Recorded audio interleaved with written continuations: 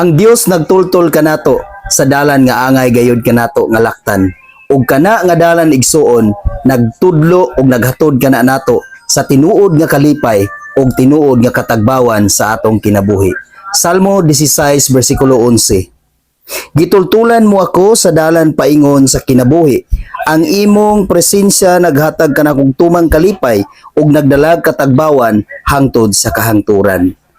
Mao na igsuon sa kanunay, sunda ang dalan nga gitudlo sa Ginoo kanato. Sunda kana nga dalan igsuon tungod kay mao kana ang magtudlo kanato sa pagkinabuhi nga matarong dinhi sa kalibutan. Tungod niya na igsuon ang Dios mahimuot gayud kanato ug ato gayong maangkon ang tinuod nga kalipay, kalipay nga walay ikakumpara. Kalipay nga dili nato maangkon dinhi sa kalibutan igsuon. Tungod kay ang Dios lamang ang makahatag niana. Ug ang tanan igsuon dinhi sa kalibutan dili ka matagbaw.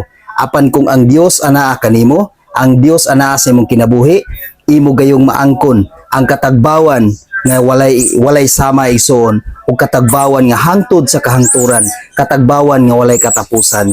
Mao igsuon sunda gayud ang dalan nga gusto sa Dios nga iyang palaktan sa matag usa kanato.